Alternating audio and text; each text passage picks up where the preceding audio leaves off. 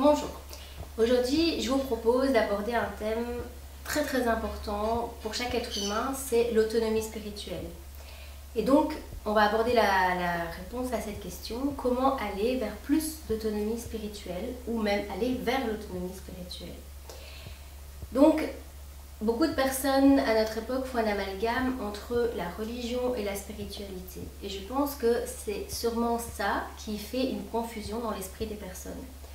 J'ai souvent constaté que des personnes se disaient non pratiquantes alors qu'elles avaient une religion parce qu'elles se disaient ne pas aller au lieu de culte régulièrement. Donc elles disaient voilà, je ne pratique pas.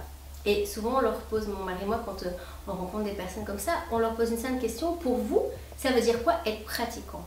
Alors si on s'en réfère aux personnes qui suivent un texte sacré, en l'occurrence ici la Bible, pour les personnes qu'on côtoie qui sont chrétiennes par exemple, eh bien ils disent que la pratique que le Christ avait demandé, c'était d'aimer son prochain comme soi-même, ainsi que Dieu. Dieu et son prochain comme soi-même. Alors dans ce sens-là, on leur pose la question, finalement, est-ce que dans votre vie, vous essayez de mettre en pratique le commandement de Jésus si vous vous dites chrétien?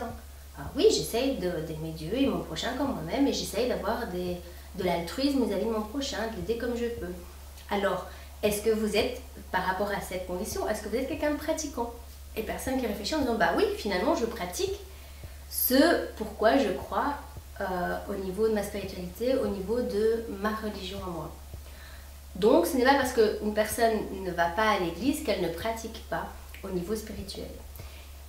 Je m'en parle parce que finalement, comme je disais tout tantôt, on fait un amalgame entre la spiritualité et la religion. Or, si on reprend la définition de religion, à la base, on l'entend même dans le mot religion, ça vient de reliance, de relier. Donc si on estime que la religion a pour vocation de relier les personnes entre elles et de relier les personnes avec Dieu, et que sans aller dans un lieu de culte, le texte sacré a permis aux personnes de se reconnecter directement avec Dieu, on peut dire qu'ils sont quelque part dans une religion. Le mot spiritualité aussi, on l'associe beaucoup à religion en pensant que parce qu'on a une religion, on est quelqu'un de spirituel. Or, il y a des personnes qui ont une religion, qui vont régulièrement à l'église ou dans notre lieu de culte, à la mosquée, et qui ne sont pas spécialement des personnes spirituelles. Pourquoi? Parce que si on regarde l'étymologie du mot spirituel, et ça vous pouvez le regarder vous-même, je vous encourage à vérifier au niveau des dictionnaires, si on regarde dans l'étymologie du mot spirituel, on voit que ça a un lien, une connotation avec tout ce qui n'est pas matériel, tout ce qui a une connotation avec l'âme, avec l'esprit.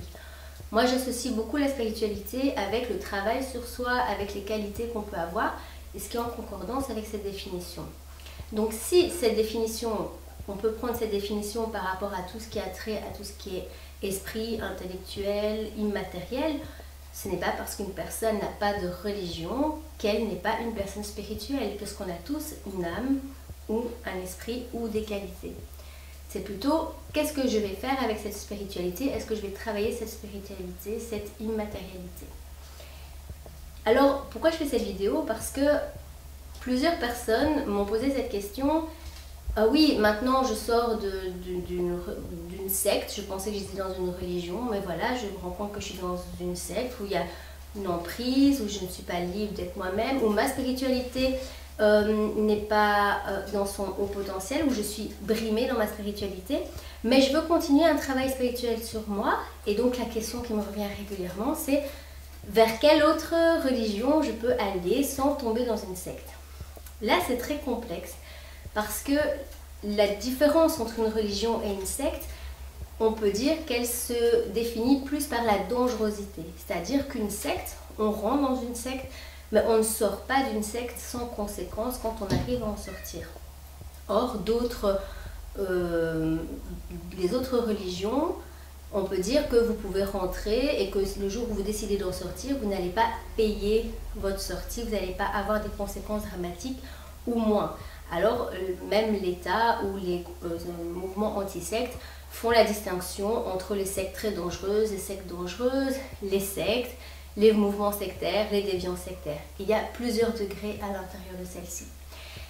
Il y a des personnes pour qui faire partie d'une communauté et un besoin d'appartenance.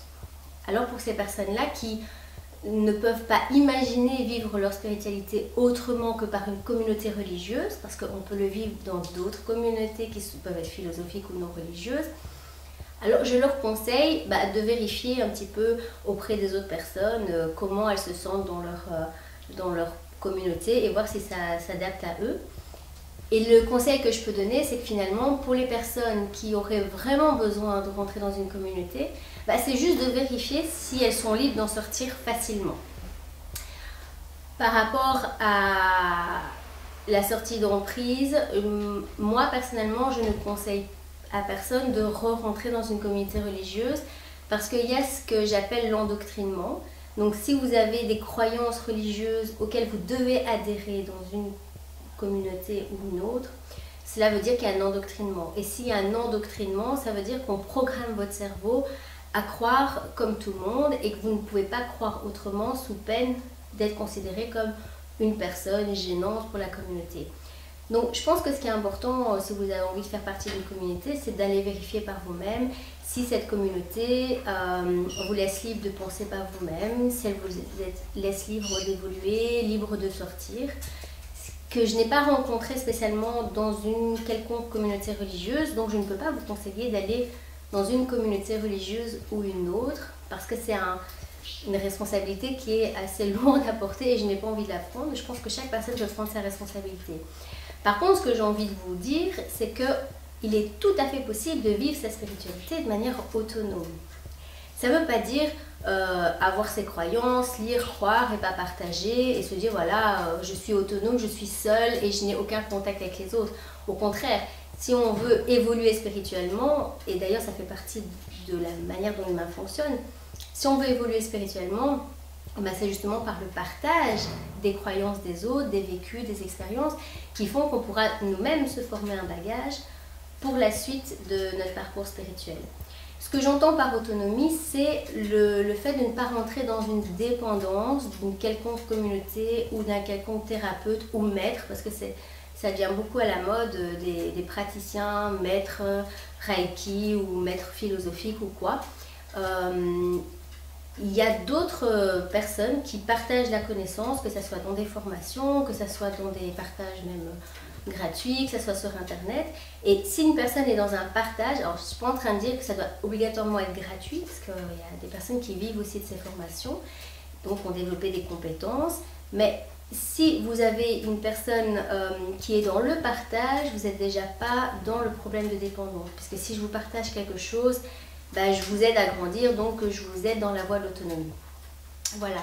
Donc pour pouvoir évoluer vers l'autonomie spirituelle, ce qui est très très important pour moi, c'est d'apprendre à vous faire confiance et de vous dire que la seule personne sur Terre qui sait ce qui est bon pour vous, c'est vous-même.